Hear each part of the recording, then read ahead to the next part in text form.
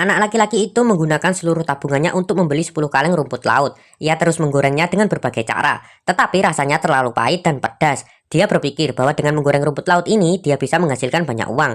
Namun, rasanya tidak pernah sesuai dengan harapannya. Akhirnya, dia harus menjual komputer dan konsol gamenya yang sangat ia cintai. Dengan uang itu, dia membeli 5 kaleng lagi. Tapi suatu hari, saat sedang menggoreng, minyak panas terciprat ke tangannya dan meninggalkan bekas luka bakar berbentuk bulat. Meski begitu, persediaan rumput laut yang dimilikinya pun perlahan-lahan habis. Ketika dia berbalik dengan rasa lelah dan putus asa, dia melihat satu potong terakhir tergeletak di lantai. Dia teringat bahwa sehari sebelumnya saat pulang ke rumah di tengah hujan deras, salah satu paketnya jatuh dan seluruhnya basah.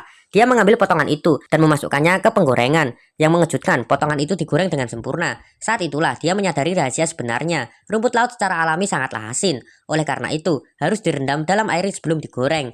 Dengan resep baru ini, bisnisnya tiba-tiba mulai berkembang. Setiap pelanggan memuji rasanya tanpa berhenti. Namun karena dia hanya punya toko kecil, uang masih mengalir dengan sangat lambat. Maka ayahnya mengenakan jas lamanya dan pergi sendirian untuk menemui manajer dari perusahaan cemilan besar. Tetapi manajer itu langsung menolaknya. Ia berkata bahwa kemasan dan harga rumput laut itu tidak cocok dengan citra merek mereka. Namun anak itu tetap senang. Tanpa mengeluarkan uang sepeser pun, ia mendapat pelajaran penting tentang masalah sebenarnya. Dia segera menghubungi perusahaan desain dan meminta pemiliknya untuk mendesain ulang kemasannya. Keesokan harinya, dia kembali ke perusahaan cemilan itu dengan kaleng baru bermerek Little Boss. Resepsionis mengatakan bahwa manajer sedang rapat, jadi dia pun menunggu. Namun belakangan diketahui bahwa manajer tidak sedang rapat. Dia sebenarnya menghindarinya.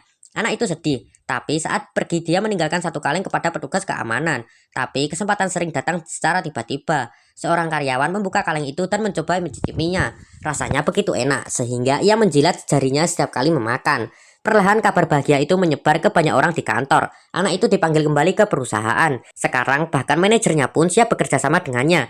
Namun sebelum itu, pabrik harus menjalani pemeriksaan kebersihan. Anak itu takut karena pabriknya belum memenuhi standar. Dia menyewa gudang tua dan menghabiskan semua uang yang tersisa untuk memperbaiki dan membayar gaji para pekerja.